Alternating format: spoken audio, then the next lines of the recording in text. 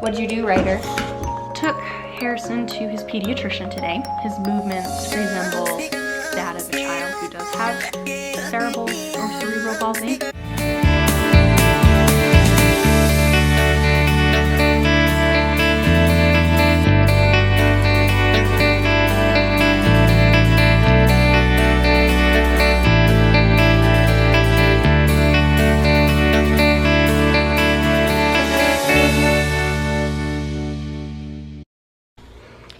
So came home today from Harrison's doctor appointment to find that this one right here had done something. What'd you do, Ryder? Show you what he did. He decided to eat Harrison's jacket. So the zipper ends right there. And he ate everything all the way up to there. So, yeah. There goes this little jacket that he got for his birthday that he's only worn a handful of times. And it was super soft, too. Super soft and warm. Anybody want a dog? What'd you do, Ryder? We'll see if we can do this without Mister here knocking the camera down. No, don't touch. No, no, no, don't touch. Don't touch. No, no, no, no. No, no, no, no. Let it go. Hey, yo, you're getting into it. I need to talk. I need to talk. Guess what? Hey, Harrison. Did you poop again? I'm gonna go check a stinky diaper. Hold on. Okay, it was probably just a fart. So, anyways, let's see if we can do this. I doubt I'll be able to. I'll have to keep an eye on Harrison the entire time. No. You cannot have the camera. Oh, you can't have the camera. Oh. Yeah. He wants the camera. I guess maybe I'll hold it. Don't do that, you're gonna go bonk. Okay, I think someone's tired. I'm gonna go put him down for a nap and then I'll come back and we can talk. Okay, so Harrison is finally down and he is asleep. You can tell he's tired because he didn't want to eat his lunch. And so when he's tired and he doesn't want to eat his food, then, you know, he's very tired and he needs to go down for a nap right then and there. So anyways, well, he is finally down and I can finally talk about what I wanted to talk about originally. Yes, we'll go with that wordage. So, took Harrison to his pediatrician today to get a referral to see a neurologist. And we actually walked out of the appointment with a referral to a neurologist and a physical therapist. The reason why I took him to this appointment is because I have been worried and concerned about him having something wrong with him. He's, kind of give you a backstory, he's always been one of those stiff type babies. Instead of being one of those scrunched up, cute little ball of pudgy babies, he was always laying straight, arms straight down. Sometimes he'd put his arms up to him, but his legs would always stick straight out. He really never scrunched up to himself. He wasn't one of those babies that you'd hold him and they'd kind of like flop over. He was always really good about, you know, of course when he was new he had that issue, but as he got older he was really good about having upper body control.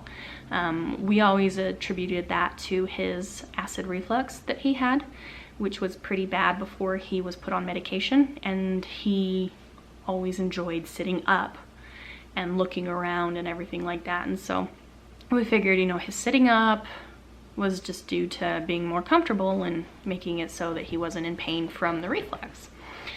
You know, as he grew older, we noticed that, well, I noticed that anytime you held him, say like held him above you and things like that, he was always stick straight. He never really kind of like curved into his body. He never really let gravity kind of like let his limbs dangle.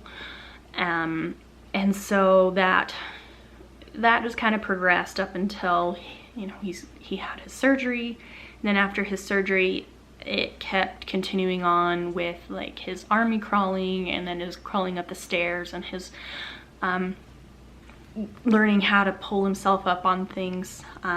For instance, like with his army crawling, he always did this thing where he would drag his left leg, and sometimes he would like actually drag it, or other times it was like he would just kind of hold it up in the air, and it was always just stick straight out, you know. He never really kind of like bent at the knee. It was always stick straight. And so you know, that was always one thing I thought was odd. I was never really concerned about that, except for the only thing that really concerned me was why his left foot always had dirt on it, and or was always dirty in comparison to his right toes that were perfectly clean. I'm gonna go let them out real quick, hold on. Okay, am I good? Okay, we're good. And so that one never really concerned me or anything like that. The one that, there's the two things that actually have concerned me are the way that he would crawl up the stairs and the way that he lets himself down from when he's standing up against the couch. So when he was crawling up the stairs, he was really flat with his body. He had a really hard time trying to like pull himself up the stairs. And when he would pull himself up the stairs was always with his arms. He would never really push with his legs.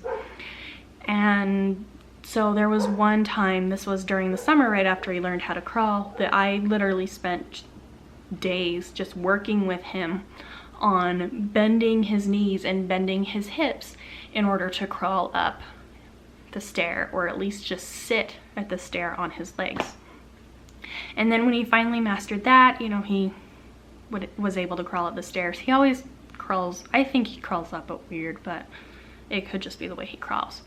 And then the thing that concerns me now is when he's standing up against the couch and he decides he wants to get down on his bum, instead of like squatting down or sitting down or bending his knees or anything like that, he just pushes himself away from the couch and just falls down on his bum, and his legs are stick straight out at the same time as he's doing that.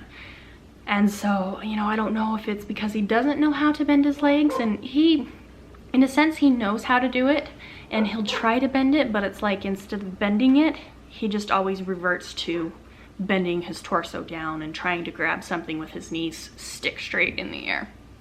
So I don't know if, you know, something's going on or whatnot.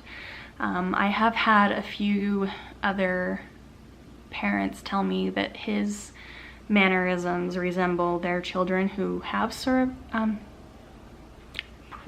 correct me if I'm saying this wrong, it's either cerebral palsy or cerebral palsy.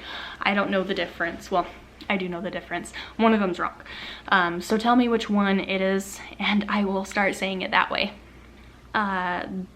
That has made me wonder if he does in fact have it. Another parent has actually sent videos of Harrison to her physical therapist, for her child's physical therapist, and that person said that his movements resemble that of a child who does have cerebral or cerebral palsy, and that it's similar to the movements of kids who have had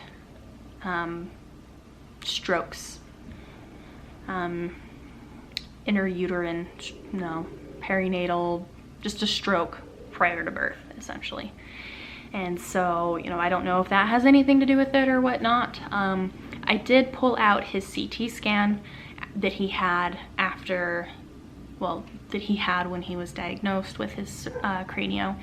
And there was a mention on there of mild prominence of the subarachnoid space with no sign of hydrocephalus in his ventricles. So I don't know if, you know, what that means or anything like that. So they said it was, the report said it could be attributed to his skull shape. So I don't know if it's something that is common in cranio kids or whatnot. So regardless, you know, that's what's going on at the moment.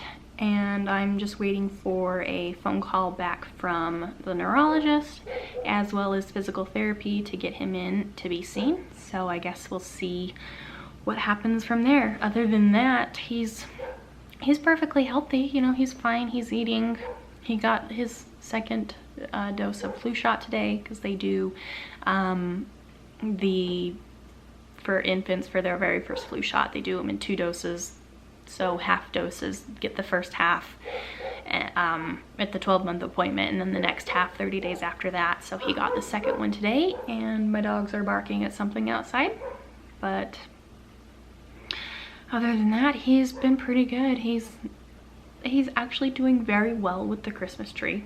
We have a layer of the non-breakable plastic bulbs where he can reach, and then the glass bulbs are up higher top, because I've got glass bulbs. I don't really like the plastic ones. Like, they're nice and they're pretty, but they're not as pretty as glass bulbs. So I'm just weird, ignore me. But anyways, so that's that. I'll keep you updated on what's going on with him when we get the referral for the appointment. Well, when we get the call for the referral for the appointment. So we'll see when that happens. I'm hoping that we can get in as soon as possible. His pediatrician said that the neurologist we're seeing is actually the best in the state, and that we should be able to get in here soon, because at the children's hospital, it's like a 4-month wait to get in to see them. So hopefully we can get in sooner than that, but guess we'll see. So anyways, well, I'm gonna go relax myself for a bit before Curtis gets home and Harrison wakes up, because it's hard to say. He'll sleep for a half hour, he'll sleep for an hour, he'll sleep for another 2 hours. So joy, joy, joy, joy. Harrison, you say night night.